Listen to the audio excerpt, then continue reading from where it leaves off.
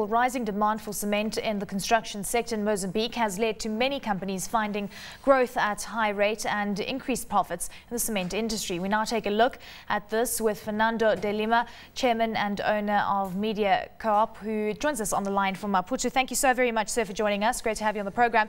So let's just touch on the fact that we've actually even seen assistance from government coming through, that we are going to see government trying to eliminate some of the cement imports into the country by embarking on a quota system. Is there enough cement supply to go around with regards to the demand that we're seeing in Mozambique at this point? Not at all.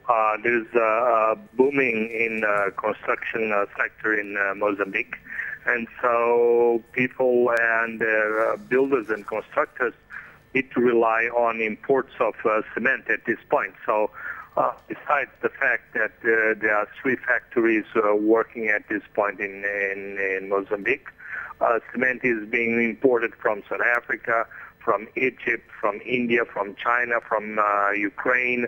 So a different range of countries are in fact supplying cement to the Mozambican industry at this point.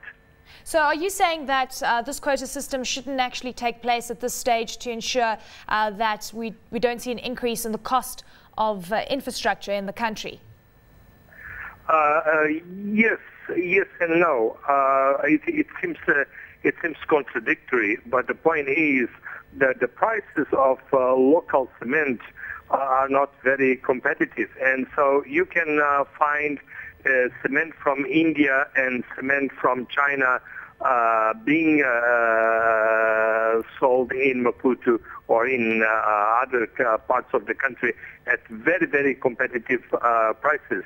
In addition to that, since borders and customs are not too efficient, so these kind of commodities are not paying taxes. So the prices of imported cement sometimes are cheaper than the local cement. Yeah, well, I mean, let's just look at what we have seen from a supply perspective in the country, because Mozambique is saying that it's planning to produce around 4 million tons of cement by around 2013. We know that there's new capacity that is going to come to the fore in the next couple of years.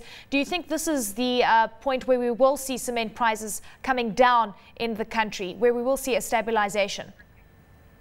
Yes, I think if there will be new factories available locally, yes, the price tend to stabilize, because there will be more competition. Because at this point we can say that Simpor, this Portuguese company, has the monopoly of cement production in a country, and with new players in the sector, namely from India and from China, because these are the 2 new factories that are being built in the Maputo area. I think 1, the prices will be more competitive, and 2, they will be better for the consumers.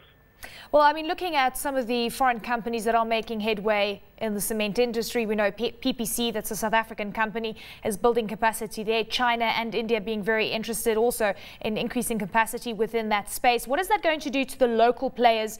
Because when I see what is happening here in South Africa, we keep talking about a bit of price collusion within the cement industry. Is this a concern for you down the line? The point is there's a lot of talk and a lot of complaint for local players to be involved in different sectors. But the point is the talk and the debate and the outcry, I would say, doesn't correspond to very practical and pragmatic initiatives. I would say that the local business people and local industries are not yet to a point in order to compete with foreign players. And in addition to that, I think that the legal environment is not designed in order to encourage local players to present as a strong partner. Fernando, if we could touch on Simpor as well. We know that company is building a new capacity as well. The plant is going to take around 36 months to build, potential cost of 100 million euros. Give us an indication of your sentiment behind this project.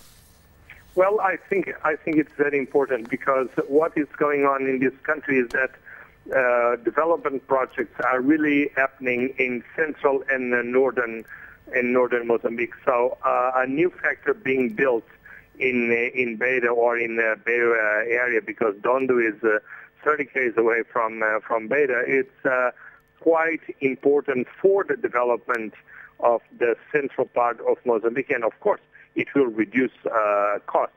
And if we take in mind that a number of dams are being planned for the Zambezi, placing a factory in Beira, it's a strategic decision, because it will be the natural supply line for cement for big infrastructures being developed in the Cat coal zone of the country.